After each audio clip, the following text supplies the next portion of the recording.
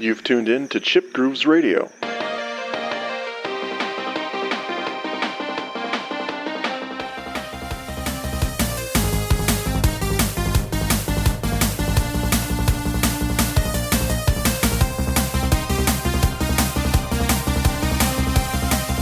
Welcome to the show today. Today we have a special little episode for you. I'm by myself, and I'm going to be reviewing, oh boy, Return to Silent Hill, the film by Christoph Gans. Obviously video game related. I wanted to just do a quick episode, talk about the movie, the game, and just have a little bit of fun because it is video game related. So thank you for joining me today. This is a film that I don't want to say has been in the works for 20 years, but it's been something I think fans were waiting for, at least most fans of the original film. He directed the first film, Silent Hill, back in 2006. And when I heard Christoph Gans was coming back as part of Konami's out of left field plunge back into the world of video games, and specifically Silent Hill, I had a very positive feeling. First off, the announcement of a very intense Silent Hill recommitment was extremely heartening. We had a slew of new titles announced, a Silent Hill 2 remake, and a movie, all announced. It was Konami's kind of apology for how they handled things, back in 2012, 2013. Some people, though, were dismayed by the fact that Christoph Gans came back. I think I was excited. Like it or not, the original Silent Hill film came out 20 years ago. It was, at the time, one of the better examples of a video game adaptation. It tried to follow the lore while also being its own thing. Some say it felt too much like a video game at times, which, very well may be the case. But overall, it was a coherent movie that brought Silent Hill to the silver screen. If you were to put the question to me now, is it still a good video game adaptation? My answer, I think, is unwavering. Does it have issues? Fuck, yes. But that doesn't make it bad. It's a goofy film at times. It contains monsters that shouldn't be there. Why are monsters from Silent Hill 2 here? Why is the main character female instead of Harry? And oh my god, I hear the groans of superfans everywhere. Why is Pyramid Head in that movie? I get it. I would call myself a Silent Hill superfan, but I'm also a realist. One of Konami's flagship titles was getting a film treatment, and a character from that title, no matter his involvement or not, or even if it made sense, was going to make an appearance. Sells tickets. Then becomes, does his presence make any sense? Contextually with the games? No. Contextually with the film? Yes. He acted more as a protector and avenger of Alessa than anything else, and I'm fine with that. All that to say, I'm totally fine with the first film, and given what we got in Silent Hill Revelations several years later, I was and am thankful for Christoph Gans. And he did not have anything to do with that movie. On to Return to Silent Hill. Again, Michael was happy for the announcement. Then, radio silence. Ironically, a few months later, after the initial announcement, some production stills drop. I caught a glimpse of them and was less than thrilled. James, played by Jeremy Irvin, had longer hair. I'm fine with that. But what was concerning was the costuming. Unfortunately, Maria, played by Hannah Emily Anderson, looked like she just walked out of Spirit Halloween. Her wig was bleach blonde with a touch of pink, which, correct enough, but noticeably fake. And the pink leopard skirt was this tacky vinyl thing. Again, probably trying too hard to be exactly in line with the game. But there are ways to be in line with the game without your costumes looking chintzy and noticeably lame. I still was cautiously optimistic. After all, Christoph Gans didn't really let me down with the first movie. How could it be that bad? But as the months wore on, my hope dwindled. For one, anyone with common sense would have insisted on the release of that film alongside Silent Hill 2 Remake's release, especially because it was a horror movie and the remake released in September. Principal photography for the film wrapped in February of 2024. It's a small window, but I don't think you can convince me they couldn't have gotten it out by September, October. Perhaps, though, that's why they didn't do it. Release came and went. No information. It didn't take a rocket scientist to know what was happening. Things were not going well. Sometime later, I did some digging, again with zero input from Konami or Gans. Turns out the screenings did not go well, and they had to revamp it in a few ways. Notably, the effects were mentioned, but I figured that would be the case on a $20 million budget. So that was not surprising. Finally, we get a release date in January of 2026, and to me, this just screamed, let's get the movie out and be done with it. It's been 2 years. So I told my wife I wanted to see it on release day just because. Well, that didn't happen. When we finally did see it a couple weeks later, I was actually surprised that the theater had several clusters of people, way more than I thought it would. I hadn't looked up spoilers, but I did glance at several scores, and was not surprised to see it was doing abysmally, like apocalyptically bad, worse than some might say Borderlands movie did. But that was more on the scale of how much money was spent versus how much it made. I don't go by critical consensus when I choose to see a film, nor do their opinions really matter to me. But it's a good jumping off point sometimes. And judging by what I had seen previously, very little, mind you, I was kind of tempted to see just how bad it was doing. So we go to the movie. It starts, and it gets off to a rough start, ladies and gentlemen. The production companies start popping up. The more that popped up, it's just like, oh my God, this is going to be bad, because it is universally a sign of things are going wrong. We have Cineverse, Bloody Disgusting, Screambox, Davis Films, which did the first movie, and Ashland Hill. I felt like Peter Griffin in Family Guy waiting for the film to start, but that was funny. This was just an ominous foreshadowing of what's to come. The Veterans, Electric Shadow Company from Federal Film Fund. What is happening? In association with Richmond, Maze, Black Sail Pictures, Lip Sync.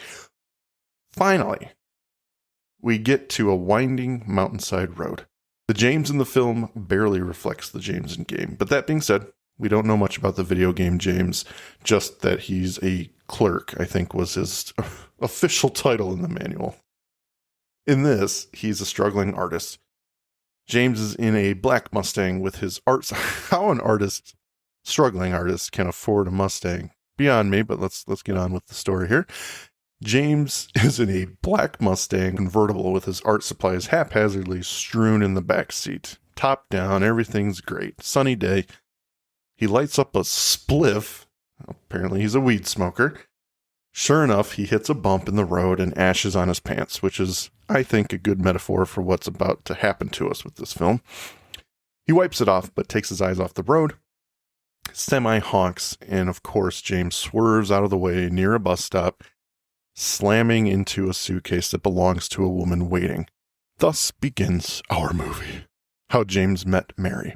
Fine opening, could have been worse. My biggest issue with it are the views of Silent Hill that we get. When James and Mary look at the town across the lake from the bus stop, it just looks like a city. It doesn't have much of a town feeling. And the hotel, Lakeview Hotel, one of the key pieces from the story, is a massive fucking hotel. Like, belongs in Manhattan, not a sleepy tourist town. So that was a choice. Leave it to Gans, though. The bus stop is immediately recognizable as the bathroom pit stop on the outskirts of Silent Hill 2, where it all begins. Excellent work on recreating this, and a nod to him throughout the film as certain places continue to evoke nostalgia. The positives we can expect with Gans is faithful recreation or attempts to recreate not just locations, but camera angles and movements. And for this, when James comes back, because the opening is a drunken nightmare, We do get the bathroom scene and the crooked pan from the far end of the bathroom. Anyway, so James wakes up from his first meeting with Mary, which ends hauntingly with her lifeless face submerged in water. He's in a bar, having passed out on his table.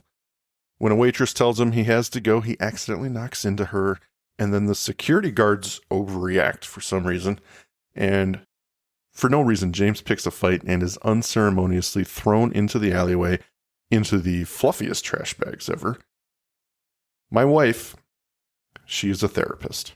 So the next bit, and what becomes a somewhat key element of the film, is James's therapist. She seemingly calls him out of nowhere frequently, and they have this ludicrous, if not inappropriate, patient-doctor relationship. She is a problem in this whole film, and my wife could not contain how fired this woman is. So they have a quick phone call. She's concerned about him.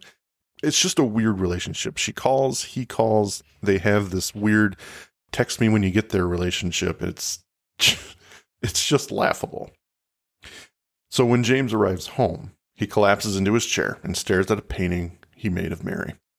He begins flashing on memories of her when she was alive. Then he spots a letter on the ground written to him. Wouldn't you know it? It's from Mary, throwing him into a spiral. It's summoning him back to Silent Hill, where she will be waiting for him, and he grabs his keys. Somehow, miraculously, he seems to be a far worse driver during the day than he is right now on the same winding road, drunk at night during a torrential downpour. Don't know how that works, but he makes it to Silent Hill. He makes it to the rest stop and passes out until morning. He goes into the bathroom for those key camera shots I mentioned earlier. We can see from the get-go that the film is going to be vastly different from the source material. Again, I'm okay with that. I've always been someone who appreciates a book or game adaptation telling its own story on film because, if everything played out the same, it would get old. It would be boring. You'd know exactly what was going to happen. I can understand why they cut things sometimes. I mean, for God's sake, my favorite film is Jurassic Park, and we all know how different that book is than what we got on film. So when the movie started unfolding and differences emerged, I was okay with that generally. But from moment one, I could tell the effects were going to be a problem. And when I say problem, I mean, wow, green screens abound in almost every scene, which, to the film's credit and to the credit of Gans, there's almost no avoiding that in cinema today. More and more films are becoming cartoons, and we're lucky if we're getting actors acting. But in this case, where money is obviously an issue, it just makes it that much worse because you can't afford to produce images or creatures or effects or locations well, even a green screen. So you've got pictures or scenes of Mary looking out into the distance with a green screen behind her of clouds or the sky. It's like, why? First of all, why can you not get that shot? And second of all, it just looks so bad. We've got James walking in front of buildings. Almost virtually the whole town is created digitally. So there are plenty of shots of James or Jeremy Irvin walking around town where he just sticks out like a sore thumb because nothing around him is real. So that's very concerning. And that is literally from moment one of this film. With the first film, they were good at practical effects. Gans used actors and actresses, dancers, and more to generate lifelike movements in unnatural ways for the creatures. And most importantly, they were part of the shots. People in suits. People with practical effects coming out of them or being a part of them. In Return to Silent Hill, to Gans's credit, he still employs people in the same types of roles to limit the amount of effects, but it's just not strong enough here. While present, the practical effects are few and far between and often misused, from identifiable bodysuits that are very apparent to pyramid heads, helmet looking like PVC. There's a dire implementation problem here that just didn't feel like it was present in the first film. Now, granted, nothing was perfect in the first movie, but But everything feels identifiable in this. That's computer. That's a practical effect. And it looks bad. There's a moment where James and Maria are hiding by a car and one of the creatures comes up to them, and there's this lingering shot on the creature's feet as it drips black acid or whatever. And it's literally just someone's foot in a shoe or a bodysuit, a rubber bodysuit, just kind of hanging out. It looks like a little cartoon nub, but it's just not something that should have been focused on the way it was. And again, it popped because the acid dripping out of it is CGI. The ground, for some reason, there was CGI element to that, so the foot itself just kind of stood out in the shot.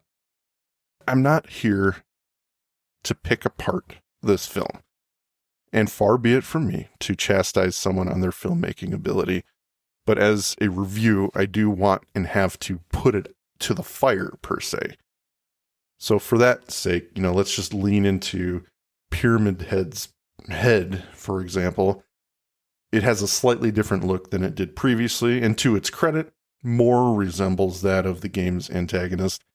Unfortunately, it carries zero of the weight that it should. It looks like what it is, a prop put on a very human person's body. So it doesn't hurt them, but it looks kind of cool. I don't feel the weight of this thing. In the first film, it looked like metal. In the game, it certainly looked heavy and felt heavy to the character that was pursuing you. It was thick, it was bulky, and Pyramid Head moved as if it was a burden. Here, it just felt light. Pile on that, let's call it a choice to give Pyramid Head sound effects. Weird grunting noises that feel very much out of place. It swiftly yanked Pyramid Head out of his iconic, creepy exterior and just cemented him firmly in Goofy territory. It was disappointing. I was excited to see Pyramid Head again and what they would do with him in a film based off the game in which he exists. But he has less of a presence in this than he did in the first movie, and I much prefer him in the first movie, which is incredibly ironic. But what are you going to do? So, as James proceeds into the town looking for his dead wife, he meets a few people. Angela, a disheveled woman lurking around a graveyard. She appears also to be looking for someone. Eddie, a fat, bearded man in an apartment complex. Laura, a little girl. And Maria, the spitting image of James's dead wife, if she were hot, essentially. Or, let's just say, sexually open. One of the elements of difference in this film versus the game are how the people interact with James. In the game, they are each of them troubled individuals with their own secrets, except maybe Laura, summoned to the town for their own reasons.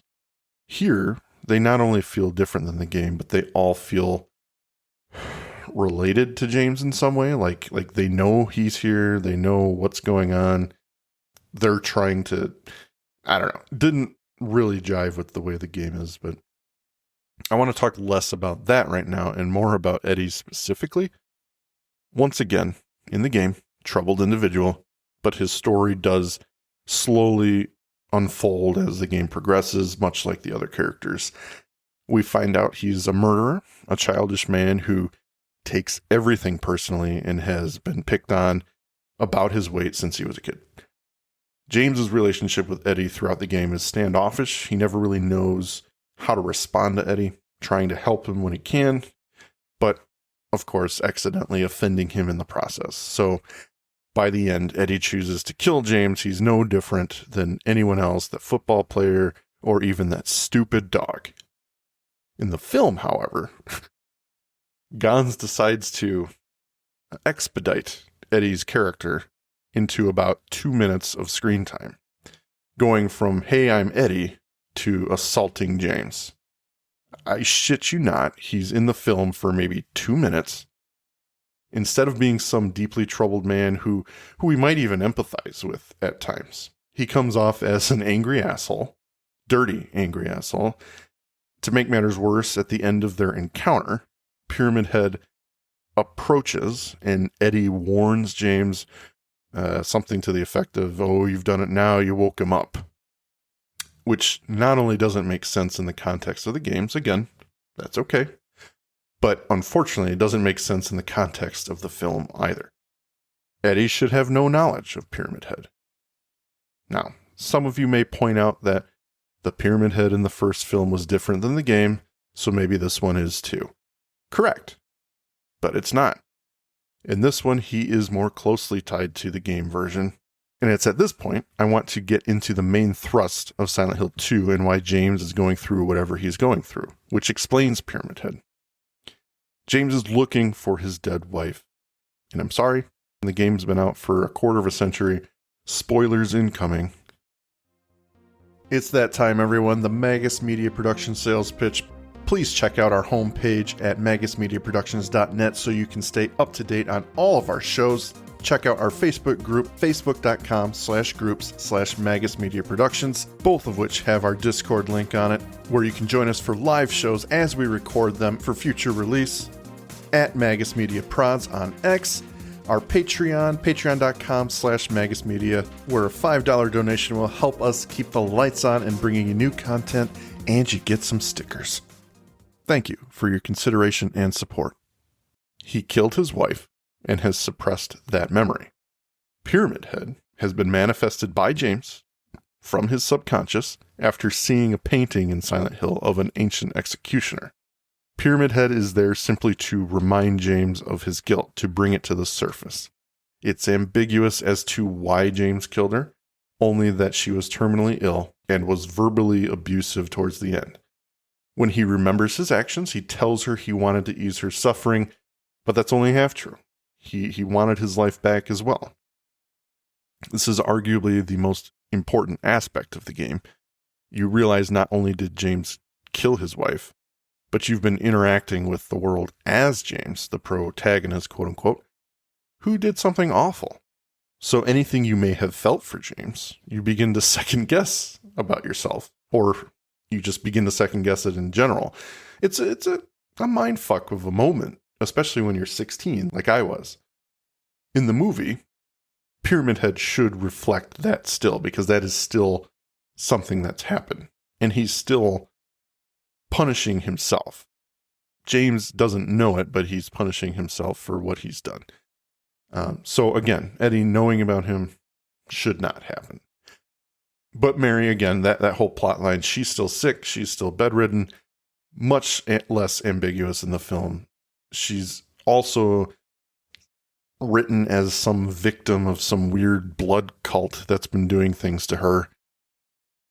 Silent Hill has a rich backstory of religious fanaticism, but it really doesn't play much of a role in the second game, other than the town itself having been affected by the things that have been going on there for centuries.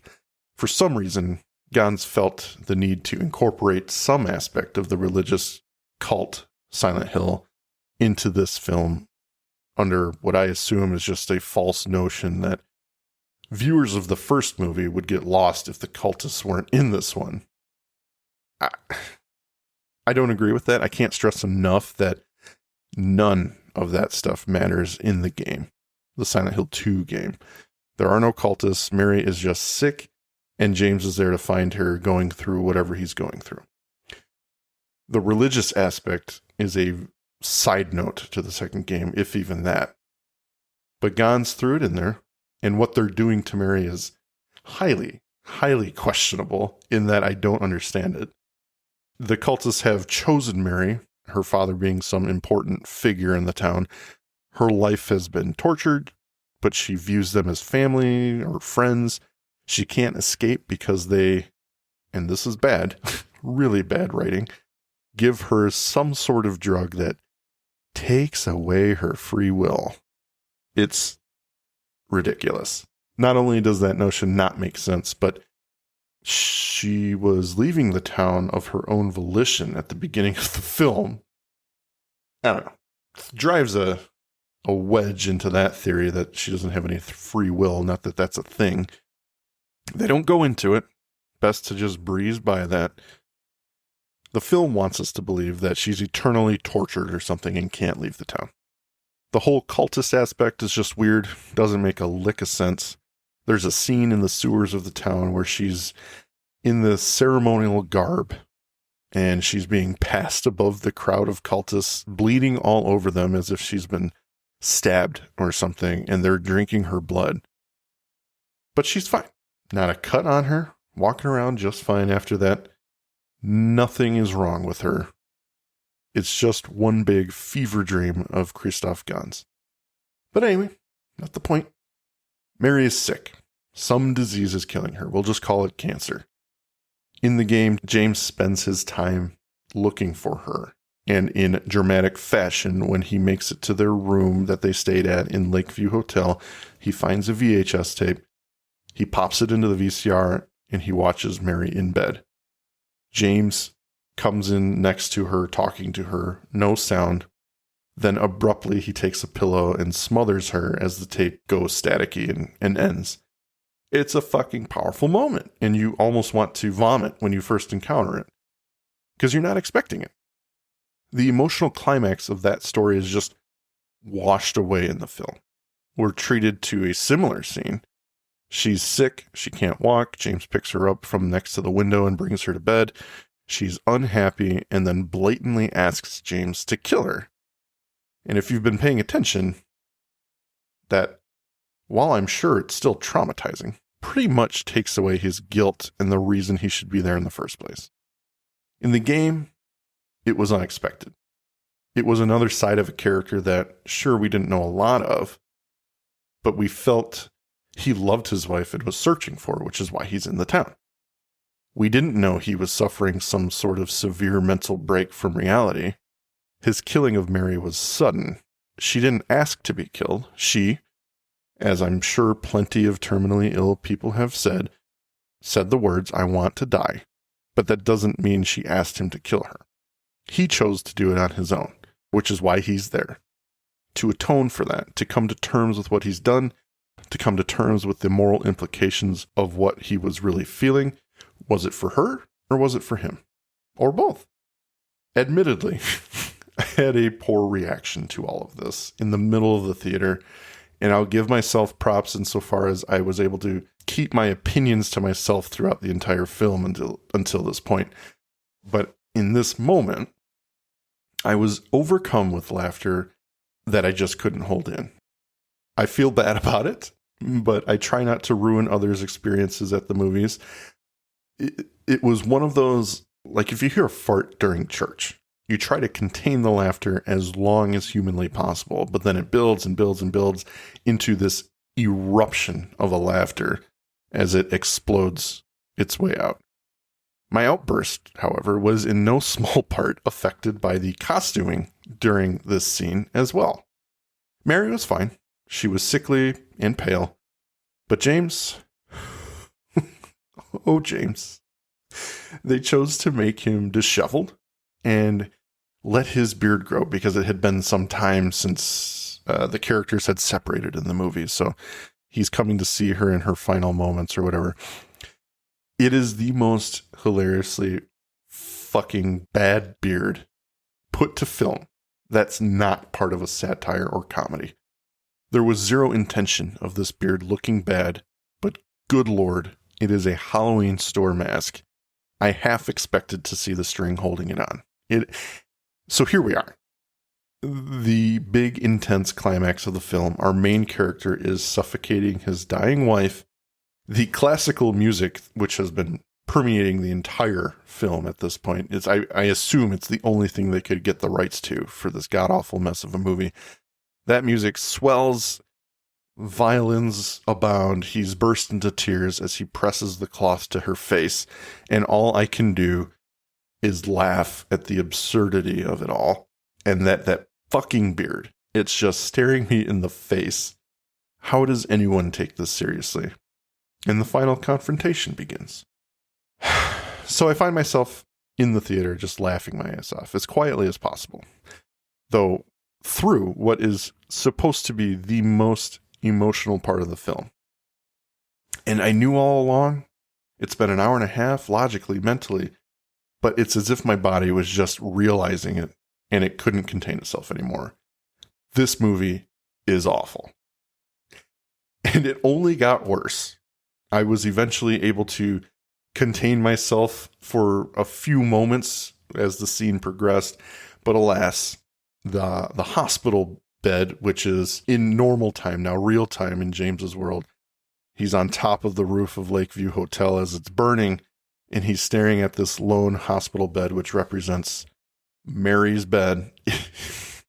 It lifts off the ground, 100% unintentional, but it was the kind of capper on the special effects disaster that is this film. It just it's my kind of humor that's something that's supposed to be taken so seriously, but can't be.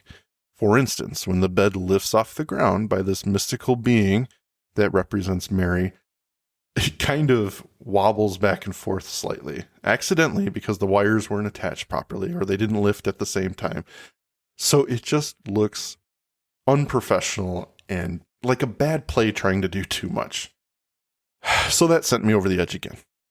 I'm not proud of myself, but it all just coalesced into madness by the end of the movie. One last thing I want to mention is that they made all the characters some extension of Mary and who she was. And they did so near the end of the film as some revelation that her full fucking name, Mary Angela Laura Crane. And we get a quick shot of James remembering that's her full name. A gravestone appears and the camera pans down slowly to reveal her name. I half expected Maria and Eddie's name to be on there too, because it's so stupid. I think that's actually probably one of the things that bothered me the most, because that's not what's going on. But they chose to go this direction because it is a theory that the fandom has about the game that, you know, all these characters are representations of Mary. Not true. That's not what's happening. But they went this way, and it's just a stupid name. Number one, they gave her a different last name, which her last name is Shepherd. I don't know why they chose Crane, but whatever. But yeah, Mary Angela Laura Crane. Everyone that he's meeting is some part of Mary. The abused, the sexy. Well, actually, no, not sexy. It's not Maria. She's not on there. But Angela, Laura, the childlike person that could never be or whatever. I don't know. Just unfortunate. And I like I said, I think that's one of the things that bothered me the most, because Angela, for anyone who knows, is very important in the game. And I don't know. The idea that she's not Angela in the movie, like they could have done something really good there, but they didn't. They touched on it, and they, to Gonza's credit, he took that scene, that aspect of the game, about as far as he could, and that deserves kudos, because that's a touchy subject for one. But I would say that it just doesn't fit with the whole Mary thing. And that, I would say, I would have liked to see Angela be her own character and be fleshed out. I guess I was looking for too much, obviously, going into this, but I didn't like the idea that they were all coalesced into one person in the film. I thought that was pretty dumb. So I'll always have the game, which is what we all need to remind ourselves of in these moments. But I've said what I need to say. I urge everyone to see this film for a good laugh. I can only hope MST3K acquires the rights to it someday. Return to Silent Hill is a monument of what not to do in filmmaking. And I don't say that because it didn't follow the game well. That's fine. It just needs to be coherent. And it's not. The story beats here barely make sense. No real emotion. Characters just do whatever in this movie. There's no heartbreak. There's no decent set or outfit or beard. It's not creepy or something to sink time into trying to find answers. The movie's just watch it. I'm sure you can rent it for a few bucks on Amazon or Fandango or something. You'll want your money and your time back, but it's worth it. It's oddly worth it to just see how something like this can exist in 2026. I'll close this review with saying that I do have the utmost respect for Gons. I just think there was too much trying to be done here, and too many people were involved, too many fingers in the pie. I mean, again, those production companies at the beginning, it just kept going. I mean, anyone who donates $1 is going to want to have a say in it.